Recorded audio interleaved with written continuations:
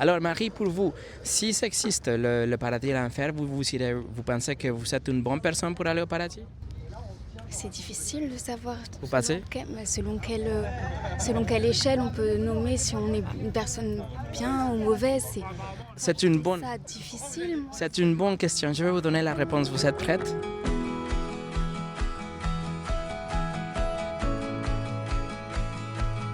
Ok, Marie, vous êtes en train de regarder le coucher du soleil ici, que c'est vraiment magnifique. Quand vous regardez ce type de choses, ça vous fait penser à, par exemple, est-ce qu'il y a un créateur qui a créé tout ça? Je sais pas, je trouve que la nature elle est vraiment belle et que ça fait beaucoup de bien de voir toutes ces couleurs. Et après, honnêtement, je pense pas avoir de croyance réelle, mais je sais juste que c'est magnifique et que ce sera une des choses qui me fera toujours pleurer. Je pense à un beau coucher de soleil et voilà. Marie, c'est intéressant. Est-ce que vous pensez qu'il y a quelque chose après la vie, après la vie, après la mort? Après, honnêtement, c'est le genre de question auquel on pense pas forcément. Enfin, moi, j'essaye de le mettre. De ne pas penser à ça? Oui, oui, j'essaye de me dire que maintenant je suis là et je profite de ce qui est. Je suis d'accord avec vous, on doit profiter de la vie, mais est-ce que nous pouvons savoir le moment où quand ça va nous arriver de mourir et d'être dans l'éternité? Nous ne pouvons pas le savoir.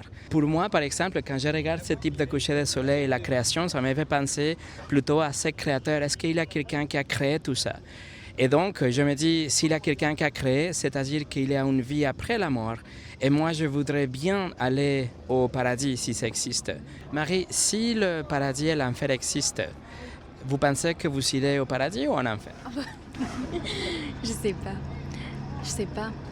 Vous pensez qu'il y a un endroit pour punir les méchants, par exemple le violeur, le terroriste, Hitler qui a tué 6 millions de juifs, plus de gitans, homosexuels, noirs, etc. Il y a un endroit de châtiment éternel ou pas? Sûrement.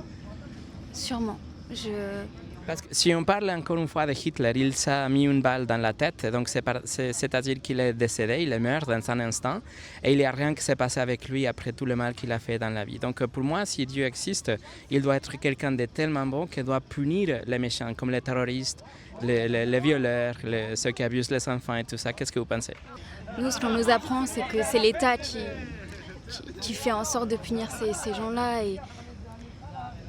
Et quand on sait que ça ne suit pas toujours, oui, on aimerait qu'une autre justice suit derrière.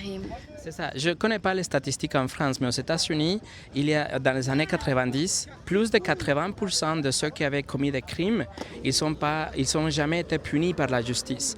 C'est-à-dire qu'ils ont vécu toute une vie en liberté et pour moi, il doit y avoir quelque chose après la mort. Alors Marie, pour vous, si ça existe, le paradis et l'enfer, vous pensez que vous êtes une bonne personne pour aller au paradis? C'est difficile de savoir Selon selon quelle échelle on peut nommer si on est une personne bien ou mauvaise. C'est une bonne, Ça difficile. c'est une bonne question. Je vais vous donner la réponse. Vous êtes prête? Si vous en avez une à me donner. Vous avez jamais entendu parler des 10 commandements? Oui. Voilà le standard, voilà l'échelle pour laquelle nous pouvons juger si on est de bonnes personnes ou pas. Donc, par exemple, le 9e commandement, il dit qu'il ne faut pas mentir. Vous avez jamais menti dans votre vie? Bah si, quand même, en toute honnêteté, oui.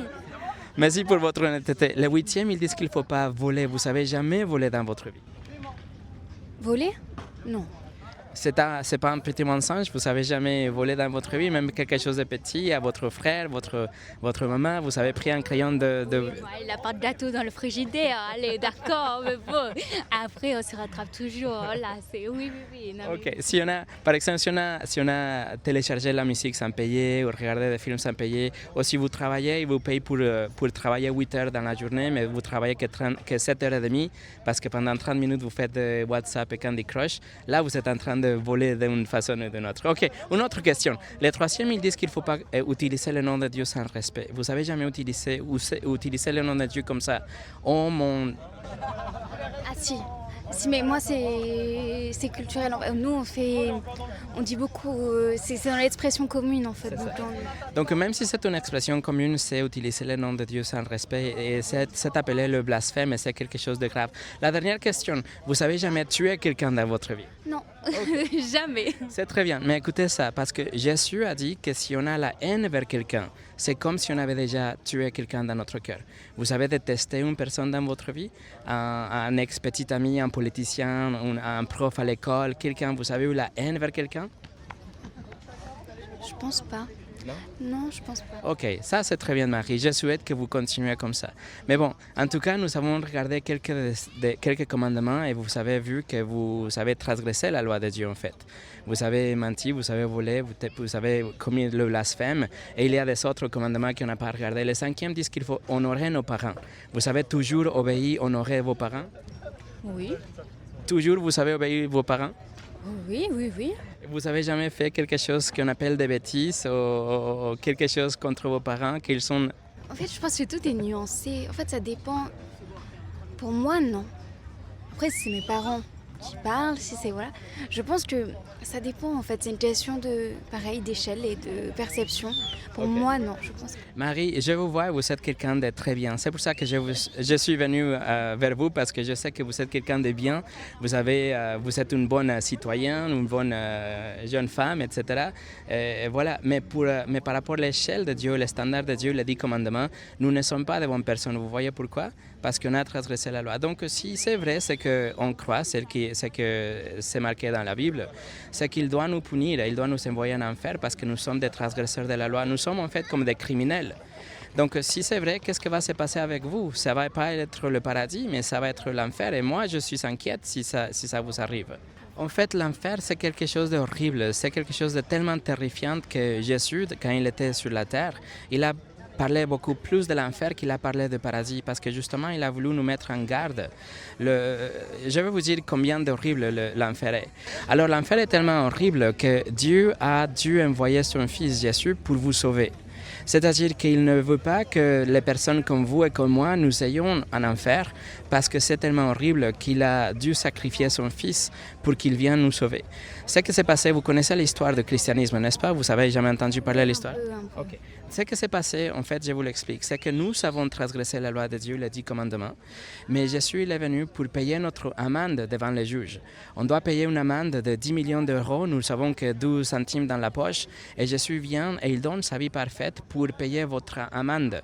C'est-à-dire que les juges, ils peuvent vous laisser en liberté, pas parce que vous êtes une bonne personne ou parce que vous le méritez, mais parce que quelqu'un satisfait la justice pour vous.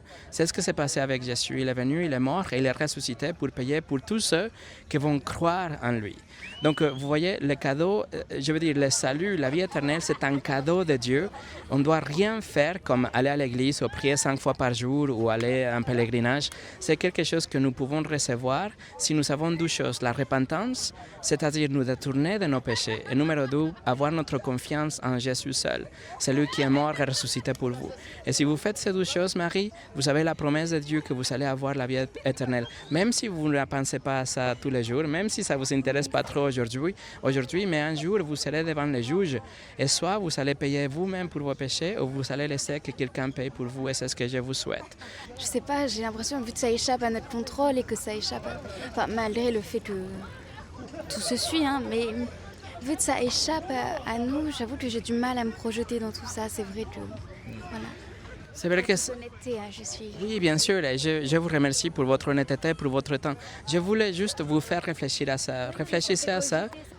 Vous allez vous souvenir de moi, vous allez penser, si c'est que le monsieur avec l'accent est vrai, il m'a donné la recette de la vie éternelle, la repentance et la foi en Jésus. Si c'est vrai, je veux aller en enfer ou je peux aller au paradis parce que quelqu'un a payé ma dette.